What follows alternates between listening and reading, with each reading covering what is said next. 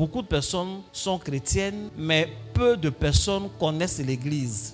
On est souvent enseigné sur d'autres choses, sur les dons spirituels, ce qui est bien, sur les mystères, ce qui est très bien aussi, mais on ne connaît pas l'Église. C'est quoi l'Église? Quelles sont les fonctions de l'Église? Quel est le rôle de l'Église? Qu'est-ce que l'Église peut faire? Qu'est-ce qu'on peut faire au nom de l'Église? Qu'est-ce qu'on ne peut pas faire au nom de l'Église? Et comme le peuple n'est pas enseigné, ça envoyait plein de choses. En fait, chacun a un avis, comme si on n'avait pas un livre commun. L'église que Jésus nous a laissée est une église apostolique et prophétique. Mais le prophétique est mal enseigné à l'église. Malheureusement, chaque fois que nous avons voulu enseigner, c'est même pas moi, je ne suis pas dedans, ça c'est les pasteurs et certains apôtres, parler du prophétique, on a tendance, c'est des messages plus ou moins visés pour s'attaquer à un individu au lieu d'expliquer le prophétique lui-même.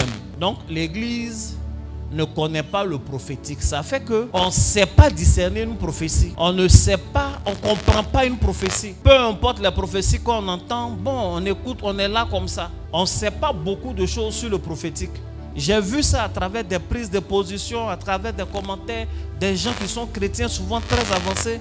J'ai réalisé qu'il y a du travail à faire quant à la connaissance réelle de ce que c'est que le prophétique, ce que c'est qu'un message prophétique, ce que sont les analyses prophétiques, ce que c'est qu'un oracle, toutes ces choses-là.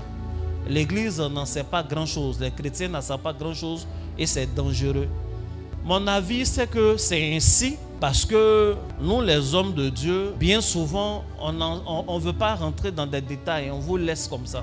Je vous demande pardon. Amen. Si bien qu'on a l'impression que prêcher ou bien exercer le ministère d'enseignement revient à former des clubs, des fan clubs, plutôt qu'à former des disciples. Donc on a l'impression qu'il y a une église homogène, mais en fait c'est un ensemble hétéroclite où chaque groupuscule est un fan club d'un homme de Dieu qu'ils aiment. Donc rien de bon ne peut venir d'ailleurs si ce n'est pas celui qui est le leader de leur fan club.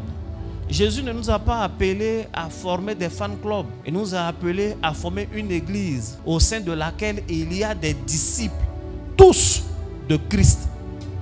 Amen. Le fait qu'il y ait cette tendance à former les fan clubs, ça envoie des spectacles qui sont vilains à voir, qui sont très vilains à voir. Je me demande Jésus de son trône, quand il nous regarde, quels sont les sentiments de son cœur. Heureusement qu'il est Dieu. Un cœur humain ferait une attaque, un AVC assez rapide. Amen.